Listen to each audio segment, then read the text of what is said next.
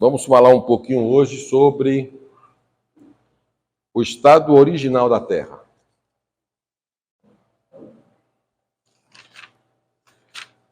Na nossa aula de antropologia, a doutrina do homem.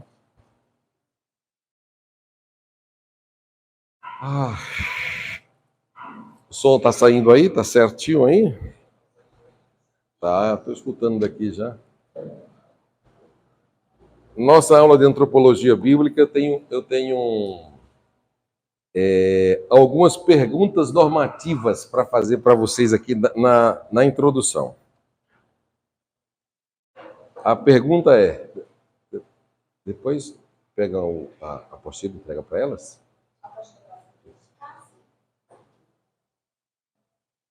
Eu tenho algumas perguntas para fazer. Paz do Senhor, paz do Senhor. Pode. Ótimo.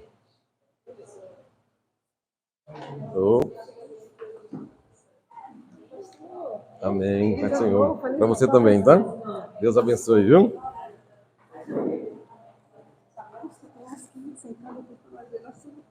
Tá bom. Fique em paz. Deus é fiel. Paz do Senhor. Feliz ano novo, né? Satisfação, viu? Oh, glória, que bom estar de volta. Amém. Deus abençoe. Verdade.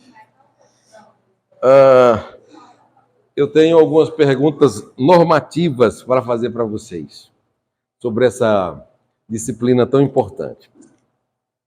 Como nós estamos estudando sobre o homem, sobre a doutrina do homem, a antropologia bíblica, não precisa responder, fica só para você, tá bom? Não está aí na apostila, mas a pergunta é: por que Deus criou o homem? Essa é a pergunta. Por que Deus criou o homem? Qual o propósito da criação? Qual o propósito que Deus criou o homem? Eu tenho um texto muito lindo de Isaías, capítulo 43. Quer ver? Abra, por favor. Isaías, livro do profeta Isaías, 43, 7. Qual o propósito?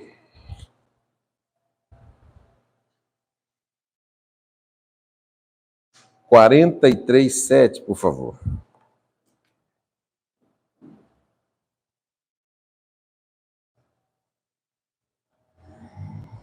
Diz-nos assim: a todos os que chamado pelo nome e os que creem para minha glória, eu os formei, sim, eu os fiz. Então, é um texto muito importante aqui do próprio Criador, falando sobre a sua criatura. A outra pergunta é: qual o propósito da existência humana? Qual o propósito da criação do homem? Qual o propósito da existência humana? Por que Deus criou a humanidade? Qual é o propósito da humanidade? Vou responder. O propósito da humanidade é cumprir o objetivo da criação. O propósito da existência humana, ela foi criada com o objetivo de cumprir o propósito da criação. Então, todos os seres humanos têm um objetivo de cumprir o propósito que ele foi criado, propósito criativo. Por isso que dentro da antropologia nós vamos sempre tratar essa questão da antropologia bíblica, propósito da criação. Outra pergunta antes de começar aqui o assunto O que significa ser a imagem e semelhança de Deus? O que vem a ser a semelhança e a imagem de Deus? Inclusive, nós vamos ter uma aula só falando sobre isso.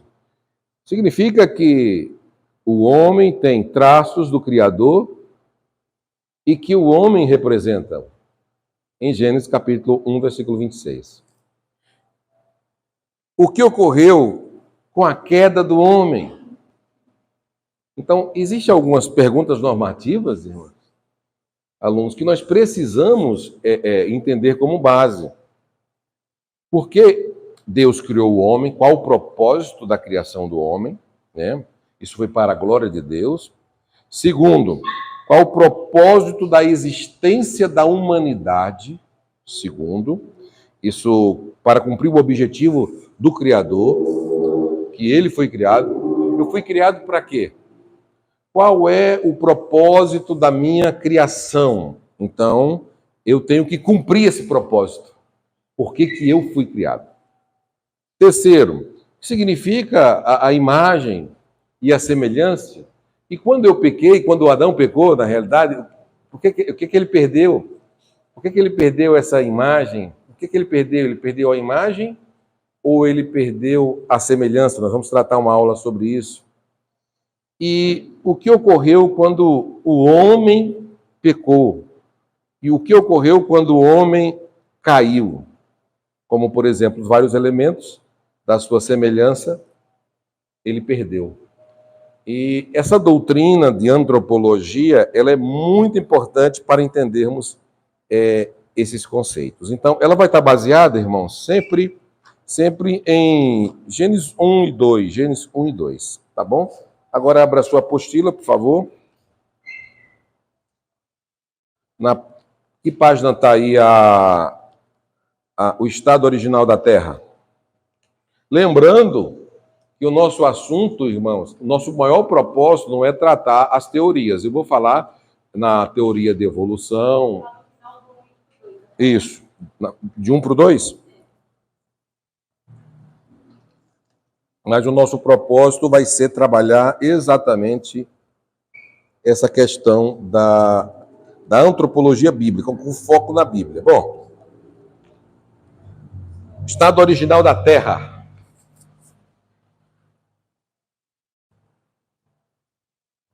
O versículo 2 declara que a Terra era sem forma e vazia. Essa palavra no original hebraico, ela aparece como tuol, ou abarro, e dá uma ideia de um lugar ermo, de um lugar desabitado, de um lugar deserto. O versículo de número 2. Então, você pode abrir Gênesis capítulo 1 aí. Né? Então, um lugar deserto, um lugar desabitado. Tá? Então, esse é o estado original.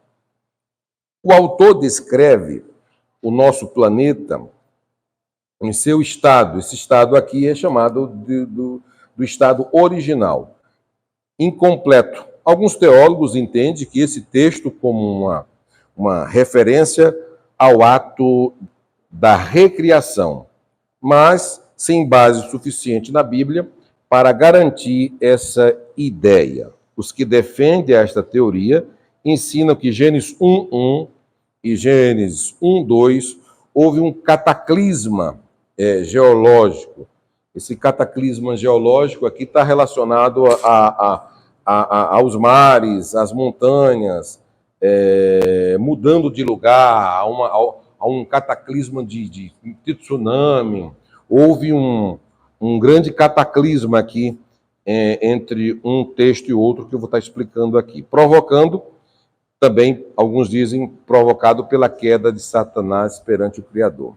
Bom, essas são algumas teorias. Agora, quando lemos Gênesis 1, está com a Bíblia aberta aí? Essa teoria aqui, quando nós lemos Gênesis, eu conversei com vocês na aula passada, eu falei que Gênesis foi um livro escrito, eu falei que Gênesis é uma revelação, uma revelação especial, como o livro do Apocalipse também é uma revelação especial, ou seja, ele recebeu